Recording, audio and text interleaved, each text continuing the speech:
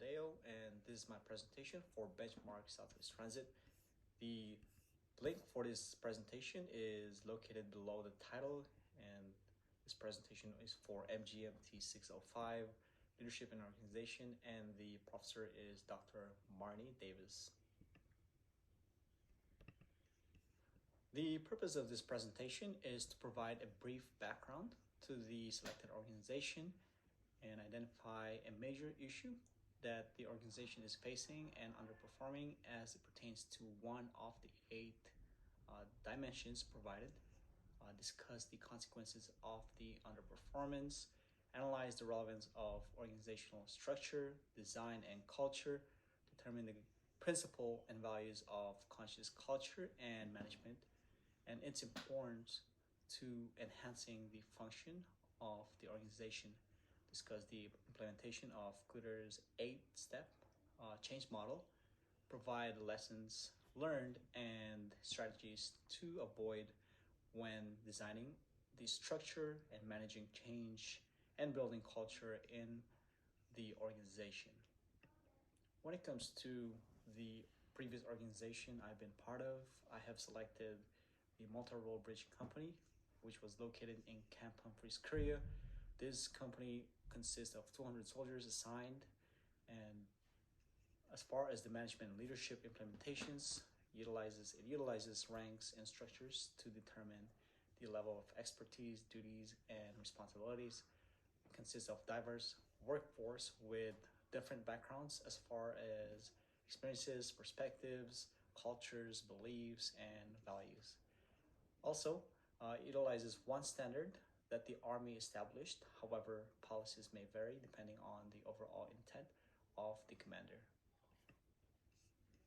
When it comes to the major issue based on the 8-dimension that was given, I have selected people management. The first one is the lack of effective communication and collaboration.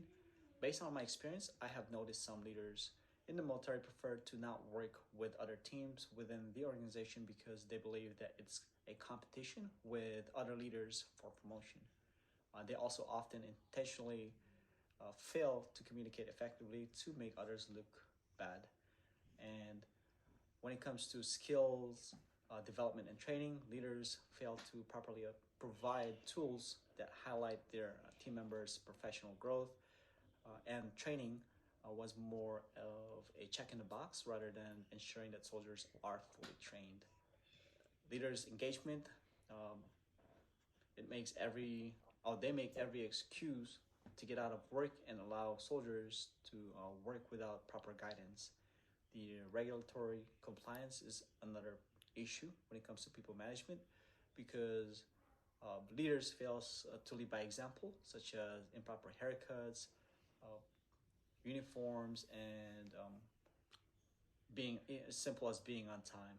And the last one is the workforce diversity, which is different experience. Like in the military, there are different experiences, perspectives, beliefs, and values often leads to challenges when it comes to making internal and external decisions. This also results in lack of effective communication. There are many consequences when it comes to the specified issues regarding people management. This include damage to team morale and organizational culture, decreased productivity, increased conflict and tensions, and destroyed trust within the organization. It also created challenges and delays when it comes to achieving overall intent of the commander because of lack of knowledge that provides ineffective decision-making, ineffective or inefficient workflows, and decrease their ability to strategically solve unexpected problems. When it comes to the importance of organizational structure, it is to enable effective decision-making processes. Every organization in the military implemented some key elements of organizational structure, such as span of control, chain of command, formalization, centralization, and decentralization to establish assigned duties and responsibilities within the organization. Although there are many values that the organization expects every leader to implement that are supposed to serve as a guideline to to create a strong team, such as building mutual respect, trust, and integrity. These are often not implemented within the organization. Let's discuss the principles and values of conscious culture and management. The goal is to establish a sense of accountability, openness, welcomeness, and transparency to create a great workplace environment. Additionally, a conscious culture practices self-awareness within the team, which should make them feel empowered and accountable. So, when does conscious culture happen? Well, it happens when values have true meaning, and when companies' values are demonstrated successfully. To elaborate on the previous slide, for every organization varies and will have unique culture. However, when it comes to creating conscious culture, it is built upon principles which include wellness, diversity, trust, standards, and results. These are also relevant to enhancing the organizational function, since the company operation requires every team members to welcome people of all backgrounds, philosophies, and beliefs. Also, to implement these standards and be able to prioritize achieving the positive outcome. When it comes to Cooter's 8-step change model, this includes creating urgency, forming a powerful coalition, creating a vision for change, communicating the vision, removing obstacles, creating short-term wins, building on a change, and anchoring the changes in corporate culture. When it comes to implementing these 8 steps to kind of somewhat formalize or create a solution or some solution for the problem identified, I would start by involving company leaders in an open discussion to address ongoing concerns.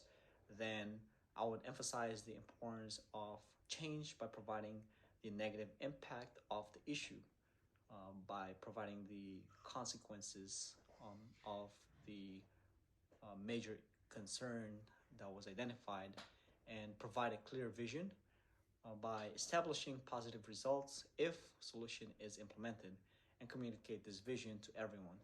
And I have came up with this possible solution, which include training to standard, emphasize the importance of meeting mission and vision of the organization, conduct cultural awareness training, and implement chain of command. And after communicating all this vision to everyone, I would allow the opportunity to change and identify people who need help, and if they resist change, then reward deserving people who successfully implemented change, continue to set and adjust as necessary. I have identified key challenges in change management, which is located on the little diagram on the right side of the PowerPoint.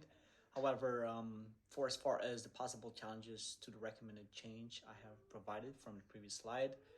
The first one is the possibility of employee resistance, lack of employee support and resources, lack of accountability, and lack of employee engagement.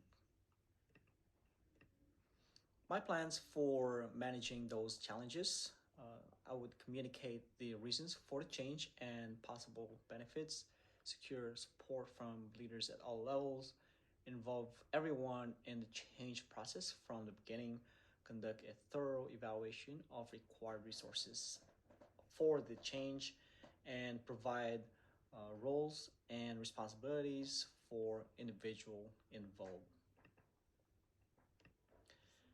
After learning the 8 dimensions, I was able to determine one major issue of my previous organization, which is people management. I learned that the organization had significant challenges that contributed to damage team morale and organizational culture. It also had low productivity and always had conflict and tensions between leaders, which destroyed trust within the organization. Uh, there are 7 ways change management strategies fail when it comes to designing the structure, building culture, and managing an organization.